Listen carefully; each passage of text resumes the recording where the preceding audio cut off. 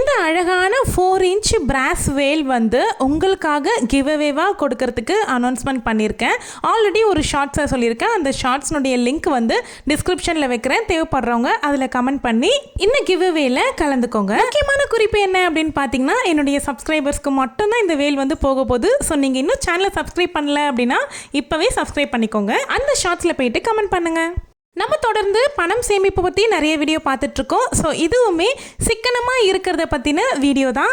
அதிக பணம் சேமிக்கிறதுக்கான 12 சிக்கன ஐடியாக்கள் தான் இந்த வீடியோவில் பார்க்க போகிறோம். Welcome to my channel. நான் உங்கள் பிரியா.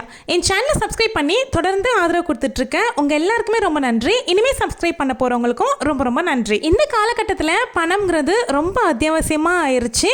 ஸோ பணத்தை எப்படி சிக்கனமாக செலவு பண்ணி நம்ம வந்து எதிர்காலத்துக்கு சேர்த்து வச்சுக்கலாம் அப்படிங்கிறத பற்றின ஒரு 12 சூப்பரான ஐடியாஸ் பற்றி பார்க்கலாம். ஒரு சில ஐடியா வந்து ரிப்பீட் ஆகிற மாதிரி தெரியலாம். ஸோ புதுசாக வந்து பார்க்குறவங்களுக்கு யூஸ்ஃபுல்லாக இருக்கும். சிக்கனம்ங்கிறது நம்ம எல்லாருடைய வாழ்க்கையில் நம்ம கடைப்பிடிக்க வேண்டிய ஒரு முக்கியமான விஷயம். எதிர்காலம் வளமான வாழ்க்கை வாழணும் அப்படின்னு நினைக்கிற ஒவ்வொருத்தருமே நிகழ்காலத்தில் சிக்கனத்தை கடைப்பிடிச்சே ஆகணும். ஒரு சிலருக்கு சேமிக்கிற பழக்கமே கிடையாது அப்படின்னு நினைப்பாங்க. சிக்கனமாக இருக்க ஆரம்பிச்சிங்க அப்படின்னாவே ஆட்டோமேட்டிக்காக சேமிப்பு பழக்கமும் உங்களுக்கு கூடவே வந்துடும். முதல் விஷயம் என்ன அப்படின்னு பார்த்தீங்கன்னா, ஆசைப்படுற பொருளை வாங்குறதுக்கு கொஞ்சம் போல தள்ளி போடுங்க. நம்ம ஆசைப்படுற ஒரு விஷயத்த நம்ம எதிராளி வாங்கிட்டாங்க அப்படின்னா உடனே அதை நம்மளும் வாங்கிடணும் அப்படின்னு நினைப்போம். நம்ம கிட்ட பணம் இருக்கோ இல்லையோ கண்டிப்பாக வாங்கியே ஆகணும் அப்படின்னு நினைப்போம். பட் கொஞ்சம் தள்ளி போட்டீங்க அப்படின்னா நாளடைவில் அந்த பொருள் நமக்கு தேவையில்லாத பொருளாக தான் தெரியும். இந்த பாயிண்ட் வந்து ஆடம்பரமான பொருளுக்கு மட்டும் பொருந்தாது.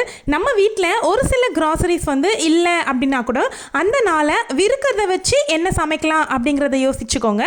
இதை வாங்கி தான் செஞ்சாகணும் அப்படின்னு நினைக்கிறத காட்டிலும் என்னென்ன இருக்கு அதை வச்சு என்ன செய்யலாம் அப்படின்னு யோசிச்சிங்க அப்படின்னா அந்த பொருள் வந்து அடுத்த மாதம் கூட வாங்கிக்கலாம். செகண்ட் பாயிண்ட் என்ன அப்படின்னா, ஒவ்வொரு செலவுக்கும் பட்ஜெட் ஒதுக்குங்க. நம்ம வந்து பட்ஜெட் போட்டு செலவு பண்ணுறது மூலயமா நிச்சயமாக நிறைய பணத்தை சேமிக்க முடியும். நம்ம சேனல்லையே பட்ஜெட் வந்து போட்டு காமிச்சு வீடியோ போட்டிருக்கேன்.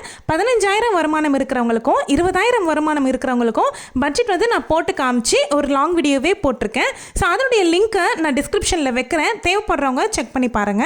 ஒவ்வொரு செலவுக்குமே பட்ஜெட் ஒதுக்கி வச்சு நம்ம செலவு பண்ணும்பொழுது நம்ம அந்த பணத்துக்குள்ளேயே செலவு பண்ணணும் அப்படிங்கிற கான்சென்ட்ரேஷனுக்கு வருவோம். ஸோ அதனால நம்ம பணம் நிறையவே மிச்சமாகும். மூணாவது பாயிண்ட் என்ன அப்படின்னா, இப்பெல்லாம் கையிலேருந்து பணத்தை எண்ணி செலவு பண்ணுறது வெகுவாக குறைஞ்சி போச்சு அப்படின்னு தான் சொல்லணும். ஆன்லைனில் பேமெண்ட் பண்ணுறது தான் அதிகமாயிருச்சு. ஸோ வந்து ஆன்லைன் பேமெண்ட் பண்ணுறீங்க அப்படிங்கிறது பெரிய விஷயம் கிடையாது. எதுக்கு அதை யூஸ் பண்ணுறீங்க அப்படிங்கிறது ரொம்ப முக்கியமான விஷயம். அதை யூஸ் பண்ணி முடிச்சுட்டு வாரத்துக்கு ஒரு தடவை உங்களுடைய பேமெண்ட் ஹிஸ்ட்ரியை செக் பண்ணி பாருங்க. நீங்கள் எந்தெந்த விஷயத்துக்கெல்லாம் செலவு பண்ணியிருக்கீங்க, இதெல்லாம் தேவையான செலவு தானா இல்லை ஆடம்பரமாக செலவா அப்படிங்கிறத நீங்கள் செக் பண்ணி பார்க்கறது ரொம்ப அவசியமான ஒன்று. இப்படி நம்ம வாரம் செக் பண்ணும்பொழுதே நமக்கு எது எக்ஸ்ட்ராவாக செலவு பண்ணியிருக்கோம் அப்படிங்கிறது தெரிய ஆரம்பிக்கும். ஸோ அதுக்கு அடுத்த வாரத்தில் நம்ம அந்த செலவை குறைக்கிறதுக்கு கண்டிப்பாக ட்ரை பண்ணுவோம். நாலாவது பாயிண்ட் என்ன அப்படின்னு பார்த்தீங்கன்னா, சிக்கனமும் சேமிப்பும் ரெண்டுமே ஒன்னோட ஒன்று இணைஞ்சது தான். சிக்கனம் பண்ணாவே சேமிக்க முடியும், சேமிக்கணும் அப்படின்னு நினச்சிட்டாவே சிக்கனம் பண்ணுறதுக்கு முடியும். இதுதான் நான் சொல்ல வரேன். நம்மளுடைய மாத வருமானம் வந்த உடனே நம்மளுடைய சேமிப்பு மேலே தான் நம்ம கான்சன்ட்ரேட் போகணும். நம்ம குழந்தைங்களுக்காக போட்டு வச்சிருக்க ஆர்டிஓ இல்லை எஃப்டிஓ இல்லைனா வந்து பிபிஎஃப்ஓ இந்த மாதிரி விஷயங்களுக்கு ஃபர்ஸ்ட் உங்களுடைய சேமிப்பு தொகையை ஒதுக்கிட்டு அதன் பிறகு செலவுக்கான தொகையை பட்ஜெட் போடுங்க. முதல்ல சேமிப்பு, அதுக்கப்புறமா தான் செலவு. இது வந்து ரொம்ப முக்கியமான தாரக மந்திரம். ஃபிஃப்த் பாயிண்ட் என்ன அப்படின்னு பார்த்தீங்கன்னா, நம்மளுடைய அம்மா பாட்டி இவங்க எல்லாருமே வந்து வீட்டில் ஏதாவது ஒரு பொருள் தீர்ந்துருச்சு அப்படின்னா இருக்கிறத வச்சு சமாளிச்சிருவாங்க அந்த ஒரு நாளை. திடீர்னு இப்போல்லாம் வந்து ஆன்லைன் இருக்குது அப்படிங்கிறதுனால உடனே 10 நிமிஷத்தில் டெலிவரி வந்துடுது அப்படின்னு உடனே அதை வந்து ஆர்டர் பண்ணி வாங்கிடுறோம். என்ன இருக்கோ அதை வச்சு சமாளிக்கிறதுக்கு இந்த காலகட்டத்தில் வாழக்கூடிய இல்லத்தரசிகளாகிய நம்மளுமே பழகிக்கணும். ஆன்லைனில் ஆர்டர் பண்ணால் உடனே டெலிவரி கிடைச்சிது அப்படிங்கிறதுக்காக என்ன இருக்குது என்ன இல்லைங்கிறதே சமாளிக்க முடியாமல் நம்ம என்ன நினைக்கிறோமோ அதை உடனே வாங்கிடணும் அப்படிங்கிற எண்ணம் வந்து நமக்கு அதிகமாகவே ஏற்படுது. இருக்கிறத வச்சு சமாளிக்கணும் அப்படிங்கிற எண்ணத்தை கொண்டு வந்தாவே நம்ம நிறையவே பணம் மிச்சம் பண்ண முடியும். சிக்ஸ்த் பாயிண்ட் என்ன அப்படின்னு பார்த்தீங்கன்னா, புதுசாக நிறைய வெரைட்டியாக சாப்பிடணும் அப்படின்னு எல்லாருக்குமே ஆசை இருக்கும். இன்னும் குழந்தைங்களுக்கு அதிகமாகவே இருக்கும். குழந்தைங்க ஆசைப்பட்டு கேட்குற புதுவிதமான டிஷ்ஷை வந்து நீங்கள் உடனே ஆன்லைனில் நிறைய தளங்கள் இருக்குது ஆர்டர் பண்ணி சாப்பிட்றதுக்கு. அந்த மாதிரி விஷயங்களை தேடி போகாமல் யூடியூப்பில் அதை வந்து சமைச்சு போட்டிருக்காங்களா, இதுக்கு என்னென்னலாம் பொருள் தேவைப்படுது, நம்ம ஈஸியாக வீட்டில் செஞ்சிட முடியுமா அப்படிங்கிற மாதிரி நீங்கள் செய்யுங்க. எக்ஸாக்டாக அதே டேஸ்ட்டில் தான் செஞ்சு கொடுக்கணும் அப்படிங்கிறது இல்லை.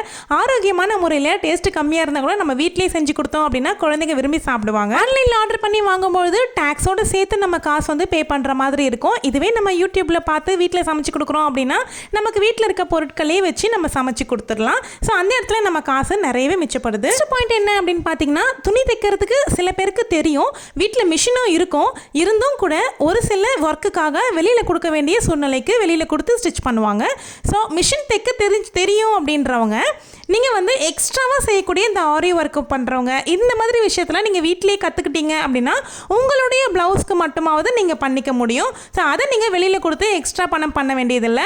என்கிட்ட வந்து மிஷின் இல்லை, ஆனால் தைக்கணும் அப்படிங்கிற ஆர்வம் மட்டும் இருக்குது. மிஷினும் இருந்து தைக்கவும் தெரிஞ்சு அதையும் வெளியில் கொடுத்து பண்ணுறீங்க காசு கொடுத்து அப்படின்னா அது வந்து வேண்டாத வேலை. ஸோ நீங்கள் கொஞ்சம் டைம் ஒதுக்கி செக் பண்ணி நீங்கள் அதை கற்றுக்கிட்டீங்க அப்படின்னா நீங்களே பண்ணிக்கலாம். 8th பாயிண்ட் என்ன அப்படின்னு பார்த்தீங்கன்னா, நம்ம வந்து வீட்டில் தான் இருக்கோம் அப்படிங்கிற பட்சத்தில் நம்ம பிள்ளைகளை டியூஷனுக்கு அனுப்பாமல் நம்மளே வீட்டில் ஈவினிங்கில் டைம் எடுத்து அவங்க கூட உட்காந்து நம்ம சொல்லி கொடுத்தோம் அப்படின்னா நிச்சயமாக அவங்க நல்லாவே படிப்பாங்க டியூஷனை விட. ஆஃபீஸ்க்கு போயிட்டு இருக்கும் போதெல்லாம் என் பசங்க வந்து டியூஷன் போயிட்டு தான் இருந்தாங்க. ஸோ நான் வீட்டில் உட்காந்து சொல்லிக் கொடுக்க முடியாது, அதனால டியூஷன் அனுப்பிட்டு இருந்தேன்.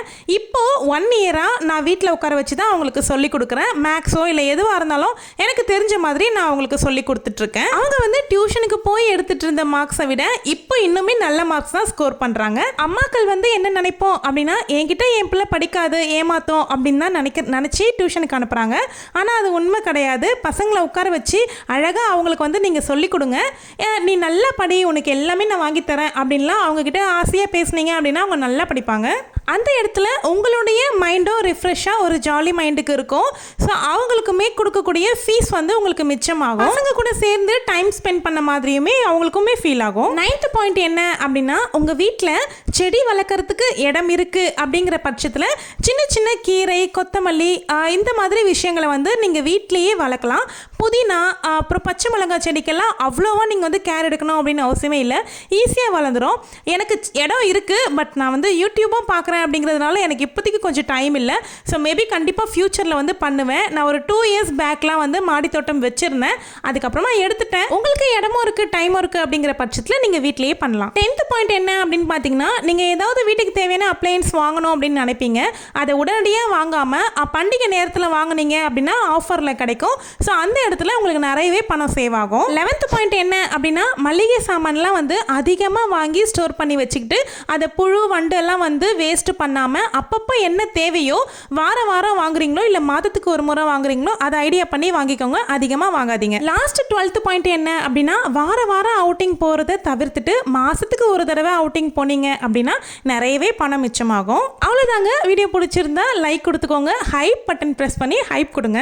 மறந்துடாம கிவ்அவேல கலந்துக்கோங்க. முக்கியமாக இந்த கிவ்அவே எதுக்கு அப்படின்னா, நம்மளுடைய சேனல் 10,000 சப்ஸ்கிரைபர் கிராஸ் பண்ணதுனால இந்த கிவ்அவே நான் கொடுக்குறேன். வீடியோ பார்த்துட்டு இருக்க நீங்கள் கூட வின் பண்ணுறதுக்கு நிறைய வாய்ப்பு இருக்குது. ஸோ அந்த வீடியோவில் கமெண்ட் பண்ணி கலந்துக்கோங்க. வீடியோ பிடிச்சிருக்கா அப்படின்னு கமெண்ட்டில் சொல்லுங்கள் மறக்காமல். தேங்க்யூ.